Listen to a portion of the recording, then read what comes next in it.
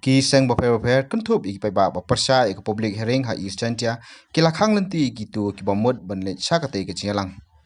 Ha kani kasingi lai iru bana kalyang ki bor sarkar kila penjur de ki bor para khnang makan omdon ke jing penthut yakate ke chialang kabai dei bat ka karkhana star siman. Gile kita wala na po sang suri. Gile yo ben bika. Gile ta berat ho jap ki. Mai. Gile kata khlu yong i wi dang yo ring mesti mentu. Do ho ulun lo ga? Ha? Mai. Pikamo 0.25 janga eco sensitive zone. See only 0.25 far from eco sensitive zone. Kamu ni lat piu jap gimrat gimreng hai tai.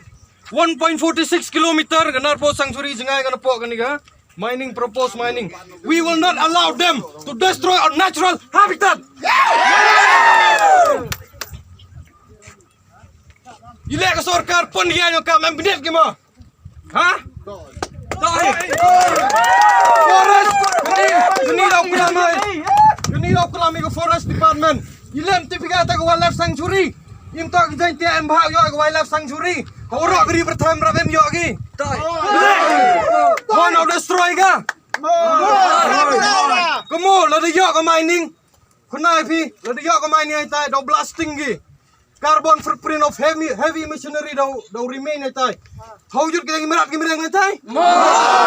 We have the rich flora and fauna in Narpo. We won't let them just go away. Number 8. A public hearing at the site or in close proximity district-wise be carried out in the manner prescribed in Appendix A for a searching concern of kami ni to gani public hearing yung manika to beri karena dan ni hajan yung ka. Point number 2 obtain response in writing from other concerned people. Concerned people to iginom sa iya. Yang hok isa o basta. Kamu ni no. Public hearing at or in close by the